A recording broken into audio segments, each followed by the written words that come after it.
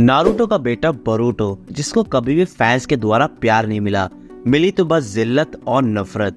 उसे अलग अलग टाइटल्स में मिले, जैसे कि spoiled child, bad sperm and worst protagonist. And 90% of audience Boruto को पसंद नहीं करती है। लेकिन चैप्टर 80 में कुछ ऐसा हुआ जिसने उसे एक रियल शिनोबी बना दिया। वो अकेला हो गया, सब लोग उसके खिलाफ हो गए, हाथों से दोस्त निकल गए और सर से छत। उसके माता पिता भी अब उसके साथ नहीं है, लेकिन उसने हार नहीं मानी है। और टाइम स्लिप के बाद से वो एक नए रूप में आया है, जहाँ पर वो स्ट्रॉन्ग है, इंडिपेंडेंट है, और अब वो उस राह पे है जो बहुत ही ज्यादा मुश्किल होने वाली है। और उसके साथ एक ही बंदा था, उसका गुरु सास्के, और अब वो भी उसके साथ नहीं है। उसे अब नए दुश्मनों से लड़ना होगा और अपने माता पिता को भी ढूंढना है और अपनी बहन को भी बचाना है, और उसे अपने आप को बेगुनाह भी साबित करना होगा और लोगों को दिखाना होगा कि वो एक धोखेबाज नहीं है। और जब से बोरुटो सीरीज आई थी, उसका कांस्टेंट कंपैरिजन हुआ है नारुतो के साथ। और क्यों ही ना हो, Naruto is a great character.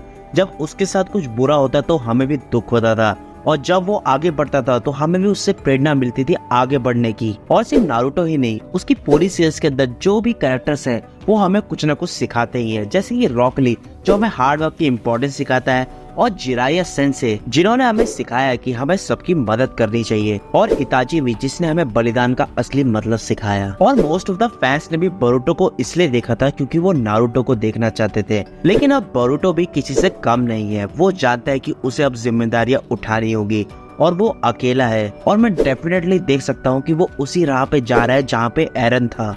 वो भी अकेला था, उसे कोई नहीं समझा, और इसी वजह से उसे मुश्किल फैसले लेने पड़े। और भविष्य में बोरुटो को भी मुश्किल फैसले लेने पड़ेंगे और बलिदान देना होगा, क्योंकि एक असली शिनोबी वही है जो अपना बलिदान दे, और बोरुटो तो आखिरी शिनोबी है।